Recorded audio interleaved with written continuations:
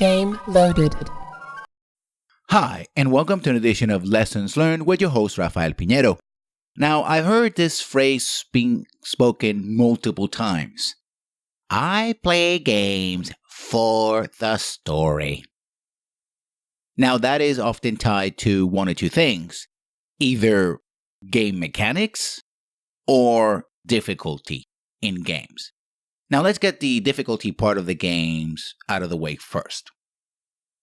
First and foremost, I have no problem whatsoever with having easy modes, God modes, or hard modes, or hardcore modes, or any of that. I usually play on normal difficulty because I think that's the difficulty that the game was designed around. So I play like that. Pretty straightforward. And often because I feel that harder modes are just essentially the tweaking of the spreadsheet. Either the characters move faster, or they have more hit points or stronger defenses, or your character gets nerfed, or any other tricks just to make things harder. But the fact of the matter is, the one thing I want to see, new enemies and better AI, almost never happens because, of course, you have to make an entirely new game. So there's that. Also, with easy modes, I use trainers, I've used God modes, I've used cheats, I've used console commands, but I often do it after I finish the game and I want to go back and just play the game. I want to just do the hack and slashing, the blasting, the shooting, the running, the exploring, without having to worry about certain things. In other words, if a difficulty mode is designed as an anti-frustration measure, you find the game too easy and that's frustrating, or too hard and that's frustrating, I have no problem with that whatsoever. My problem is when people say, oh, I play an easy mode, or I want a story mode, or I want a cinematic mode, because I play for the game. I play for the story, not the game.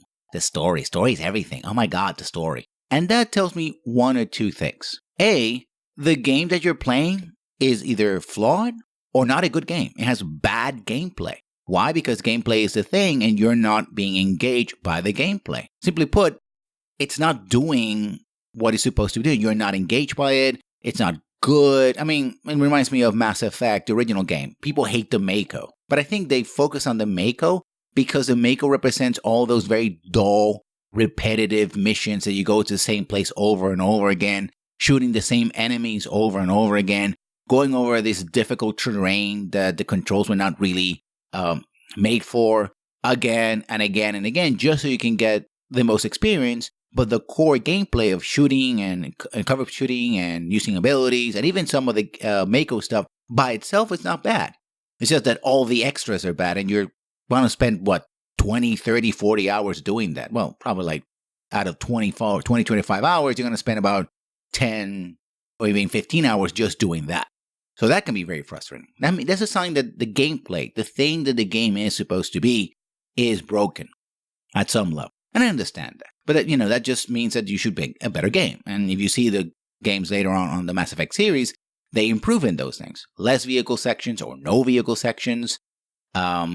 New places that are at least a bit original with newer enemy types, that sort of thing. But there's another part of that. Maybe the gameplay is not the problem. And by the way, this is when I'm going to get a lot of downvotes. I know that, but I'm going to say it anyway. Maybe it's you don't want to play a game at all. You're not interested in the gameplay, whether it's shooting aliens in the face or solving puzzles or exploring or doing whatever. You don't want to play a game. You're not interested in the gameplay. Literally, the gameplay gets in the way of your enjoyment because what you want is the story. But guess what? You have to sort of extract the story from the game. You have to go and suffer through all of that just to get to those tidbits of the story that you want. And they're tidbits, really. Because see, in video games, the role of the story is to frame the action. But if the action is no good, again, the game is bad. So what is the solution? Well, let me say that it's in fact not your fault. I'm not going to blame you, those who play for the story. Not entirely. I think it's a problem with the industry, the interactive entertainment industry, not just the video game industry. That's just one part of it, a huge part of it, but not the entirety of it. What you want are interactive pieces of fiction. What you want is not to be the hero of the day. You want to explore a story in an interactive way and be given tools to explore the story, the meta, etc. And I talked about it a lot, and I put the link below in my defense of interactive fiction. You know what I mean when I talk about the meta and of the fiction and all that. Essentially, you're not getting what you want. The product in front of you is not getting what you want. And adding a cinematic mode, well, let me ask you something. Why should you pay $60, or to steal a phrase from Total Biscuit, or the regional equivalent, when you can go to YouTube a day or two after launch and watch all the scenes that you want to see?